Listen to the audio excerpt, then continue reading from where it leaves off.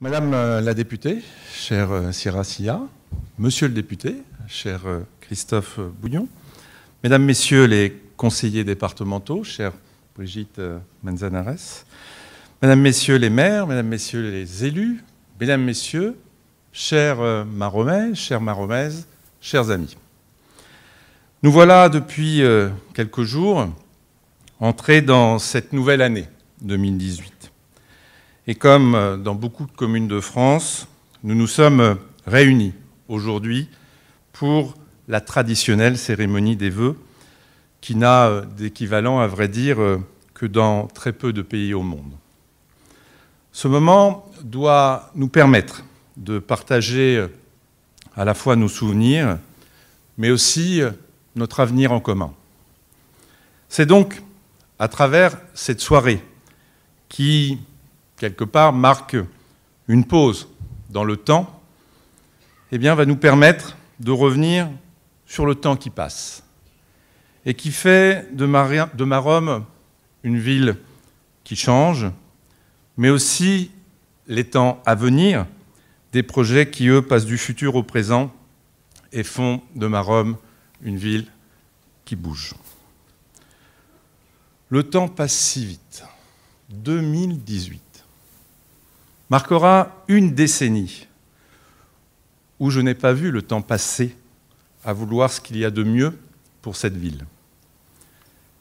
Que de changements, que de transformations.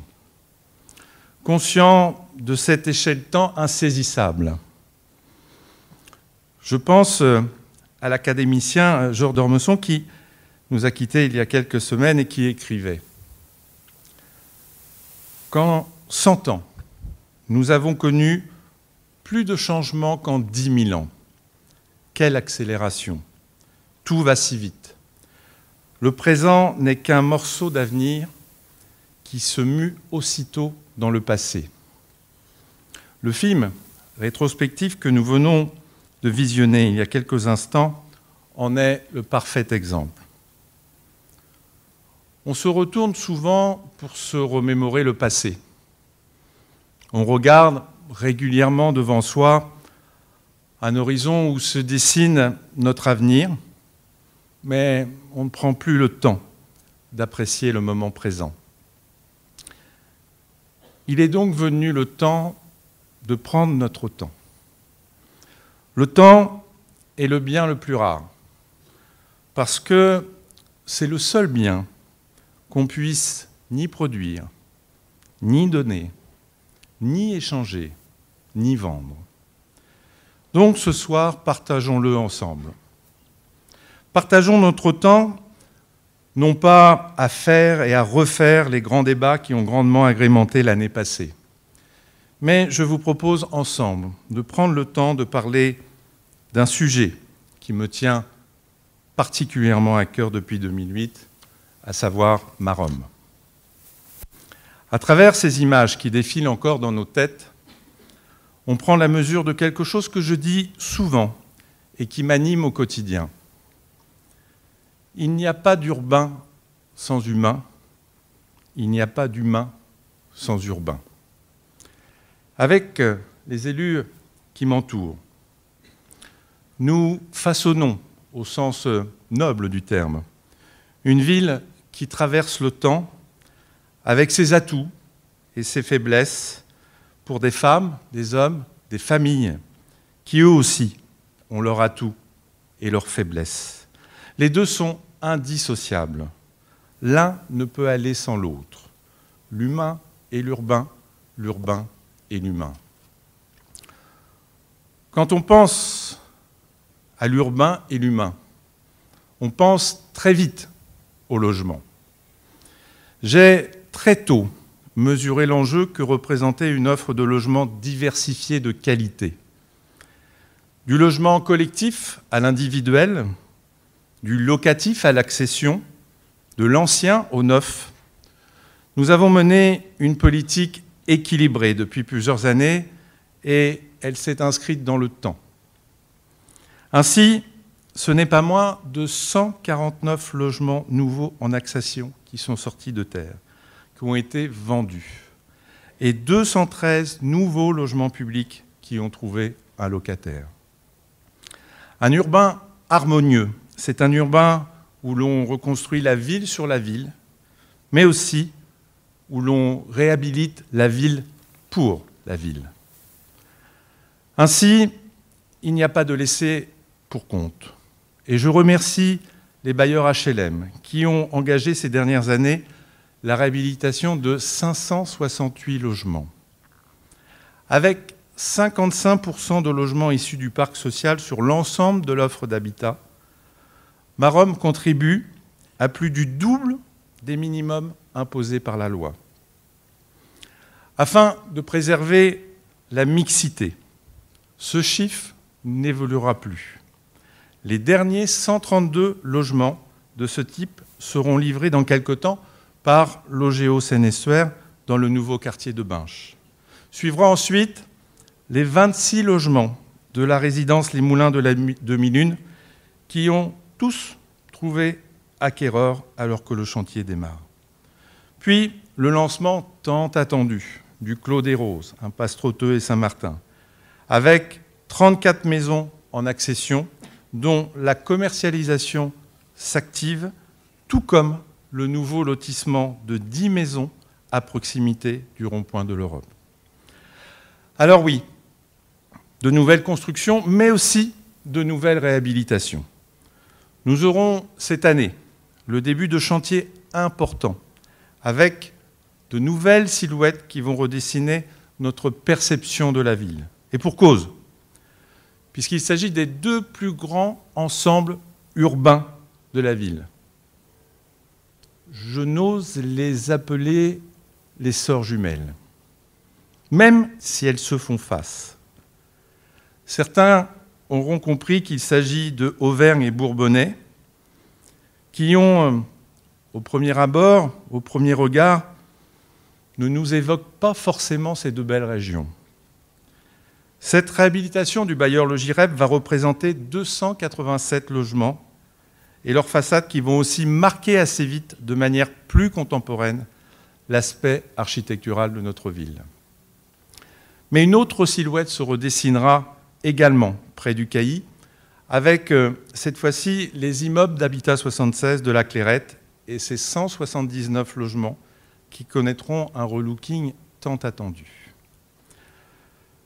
En laissant le temps au temps et sans précipitation, ces constructions, ces réhabilitations, avec une attention particulière, eh bien, nous serons en mesure, dès cette année, de proposer sur la ville une offre de logements diversifiée, de qualité, afin d'accueillir de nouvelles familles dans de bonnes conditions et répondre ainsi à une demande exponentielle qui marque l'attractivité de notre commune, avec, il est important de le préciser, un taux de logement inoccupé parmi les plus faibles de notre département. Cette politique volontariste n'a qu'un objectif, que chacun et chacune ait un chez soi, que chacun et chacune se sente bien chez soi, que chacun et chacune soit fier du lieu où il vit, que chacun et chacune aime sa ville. Ces 540 nouveaux logements construits en haute qualité environnementale et ces 1136 appartements réhabilités et raccordés au réseau de chaleur vont participer, à travers les travaux dont ils vont faire l'objet, à de notables économies et participer ainsi à la protection de notre planète.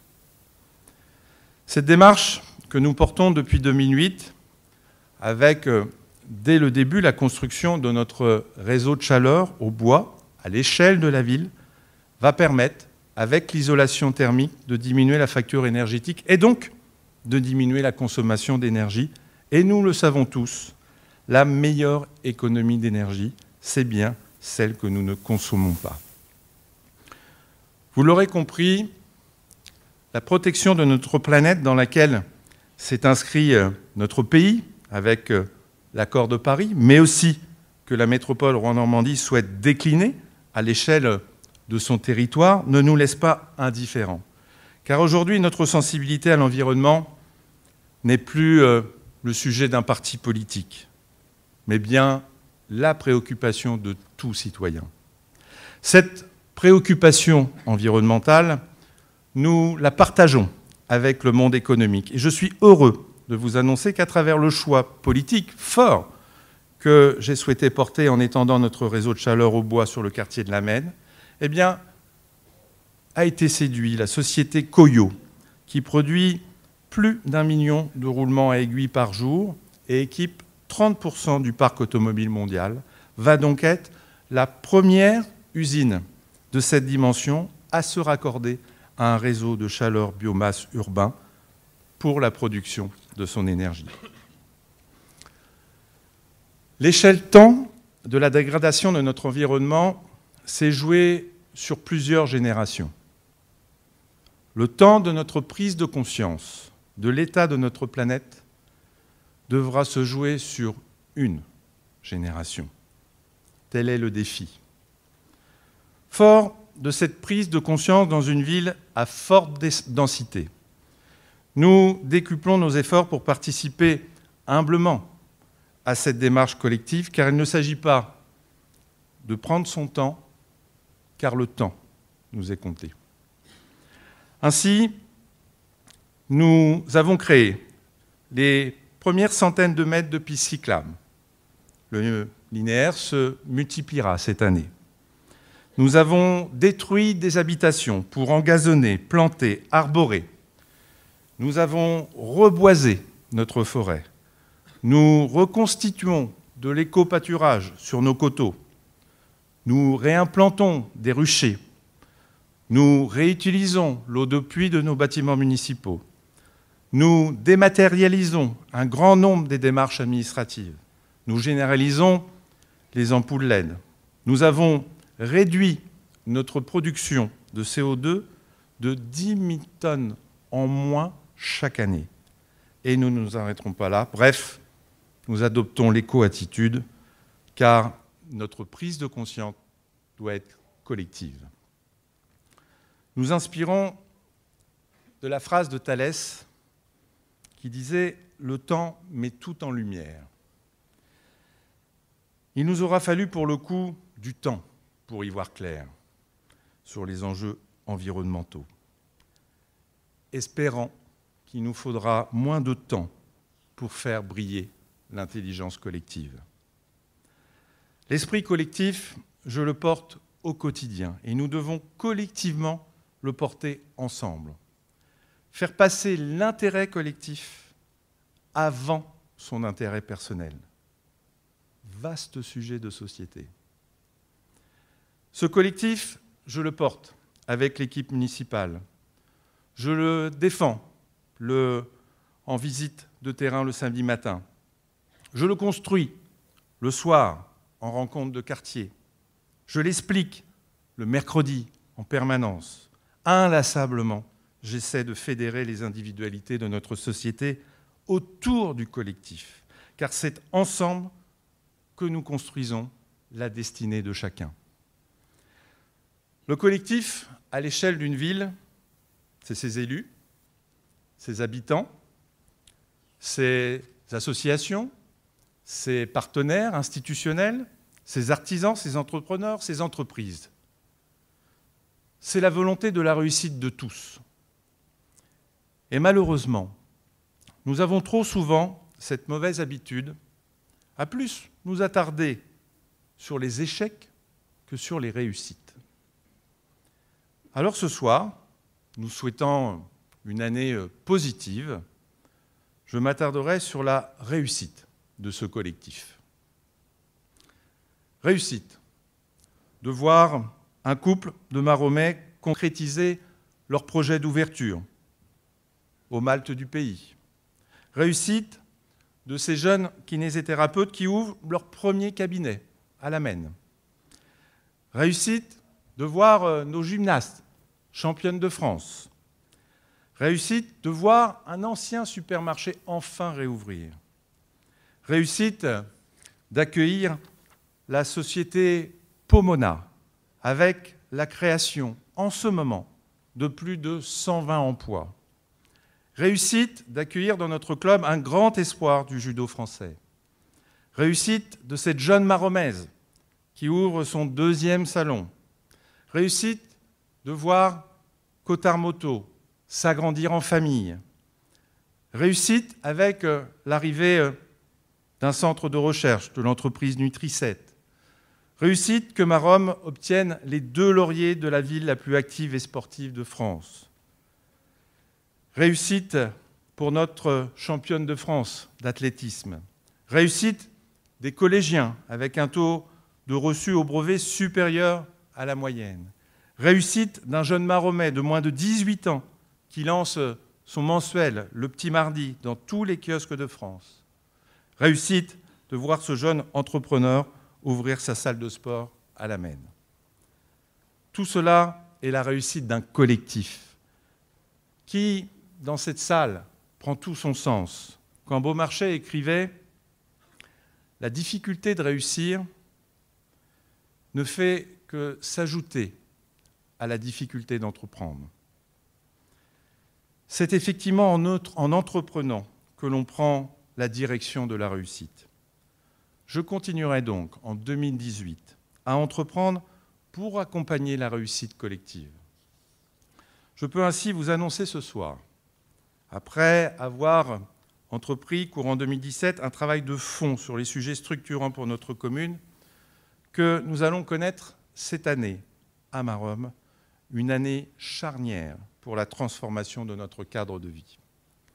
Cette coproduction avec la métropole Rouen-Normandie va nous permettre, afin d'appréhender des travaux de requalification, une remise à plat complète de l'avenue de la rue des Martyrs de la Résistance. Mieux organisée, avec des réseaux en état, plus fluides, plus qualitatives, plus paysagers, plus sécurisés, plus accessibles. Nous nous engageons dans un réaménagement que personne n'a jamais entrepris jusqu'à présent. Les Maromais, malgré ces nombreux véhicules, ont le droit, eux aussi, d'avoir un beau centre-ville. Nous nous engageons pour 18 mois de travaux qui, disons-le, seront pénibles. Ceux qui me connaissent savent que j'ai l'habitude de dire les choses. Sans doute pesterez-vous après le maire quand vous serez dans les bouchons. Mais je l'espère, coopérez-vous avec le maire quand nous en serons sortis. Entre-temps, voire même en même temps, il était également temps de refaire entièrement et d'agrandir le parking Saint-Just au printemps prochain afin de rendre cet espace plus qualitatif, plus sécurisé pour les enfants de l'école Flaubert, dans l'esprit de la plage Jean Jaurès. D'ailleurs, celle-ci sera exceptionnellement ouverte au stationnement pendant les travaux qui se termineront en juin, avant la phase la plus compliquée de la rue des Martyrs et de la côte de la Valette en juillet. Chacun le mesure. Nous avons eu le temps de la réflexion, le temps de l'explication, le temps de la concertation. Nous voilà dans le temps de l'action. Transformer, c'est entreprendre. C'est aussi créer les conditions pour que chacun s'épanouisse, éveille sa conscience, s'ouvre vers l'autre. Le philosophe Edgar Morin écrivait « Les humains doivent se reconnaître dans leur humanité commune, en même temps que reconnaître leur diversité, tant individuelle que culturelle. » Notre humanité agglomère une multitude d'individualités qui, sous cette humanité, partagent des différences religieuses, idéologiques, culturelles. En ce début du XXIe siècle, notre humanité s'effrite autour de nos différences religieuses et idéologiques. La culture doit rester encore aujourd'hui le ciment de nos différences. C'est l'enjeu de notre siècle. Ici, à Maromme, nous mesurons cet enjeu et nous nous ouvrons à tout ce que nous pouvons déployer afin de permettre à tous, sans exception, d'avoir accès au partage de l'émotion que nous procure la création. Et c'est une nouvelle émotion en 2018 que nous allons offrir aux Normands, puisque nous allons mettre à disposition du SHED, voisin à Notre-Dame de Mondeville, le Centre d'art contemporain de Normandie, eh bien, nous allons mettre à disposition l'intégralité de la maison Pélissier et de son parc afin d'installer une académie d'art contemporain qui sera à la fois un lieu de résidence d'artistes, de création, d'exposition, mais aussi d'espace artistique pour les enfants des écoles. Ce lieu unique en Normandie permettra de s'appuyer sur le savoir-faire du SHED, sur un territoire métropolitain qui n'a jamais véritablement donné sa place à l'art contemporain. Comme un projet n'a de sens que s'il est porté par une dynamique plus vaste qui rayonne. 2018 sera également l'année où sera lancée la réhabilitation de la friche industrielle attenante à la maison Pélissier, qui se dénommera la Poudrerie Royale, du nom de l'activité originelle du lieu. Ainsi, on y verra s'installer un salon de thé, un restaurant, un opticien, un dentiste, une crèche, un service public et une start-up. Cette nouvelle offre, ce nouveau lieu, à la croisée des chemins et des pistes cyclables de l'avenue des Martyrs et de la balade du Cailly, qui reliera, cher Guillaume, Malonnet à Rouen, eh bien, permettra d'impulser une nouvelle dynamique commerçante. Et rappelons-nous que ce n'est pas les commerces qui ouvrent qui doivent nous inquiéter. Ce sont les commerces qui ferment. Une ville attractive, c'est une ville où les commerçants ont toute leur place. C'est une ville qui crée des emplois. C'est une ville qui offre des logements de qualité. C'est une ville avec un maillage associatif dense. C'est une ville où le service public est toujours présent. C'est une ville où il fait bon vivre. Cela, nous le devons aux politiques qui ont été menées depuis plusieurs années, mais aussi à nos collaborateurs municipaux, car il s'agit bien de collaborateurs, des hommes et des femmes, au service des habitants qui mettent en vie les orientations politiques que je porte avec les élus qui m'entourent. Ces mêmes collaborateurs qui, ce soir, vous proposeront de savourer les mets de leur travail.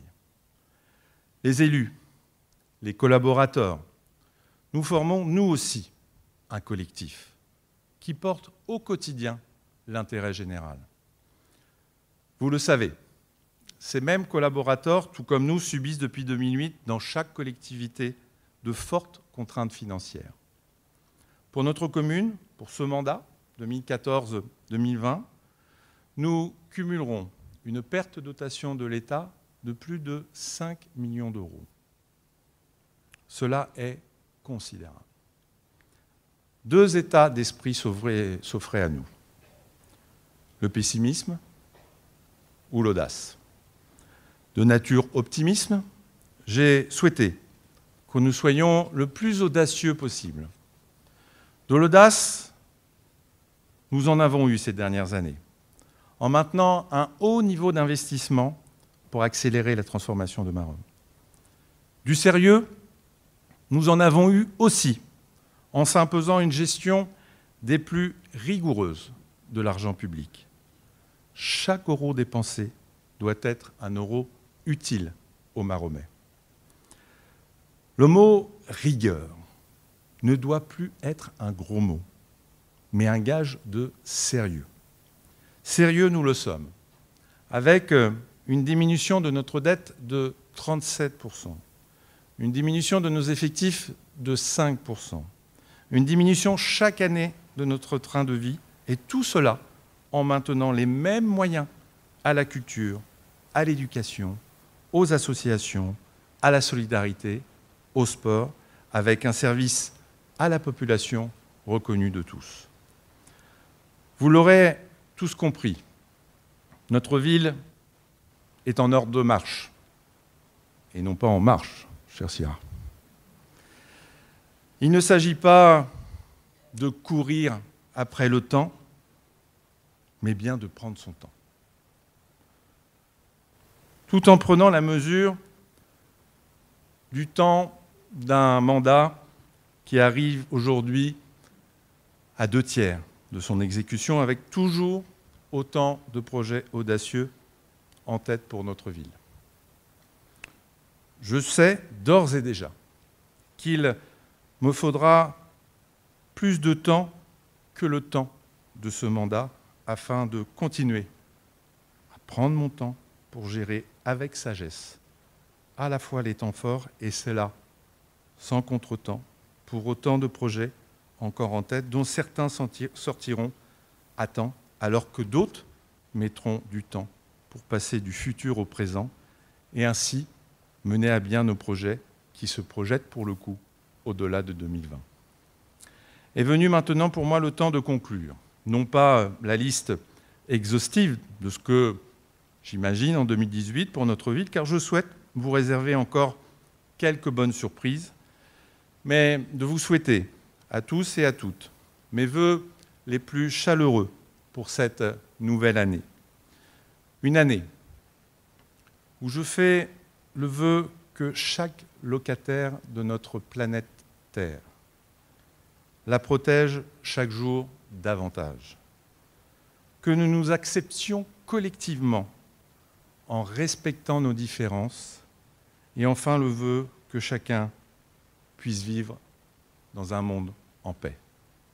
Bonne année à tous.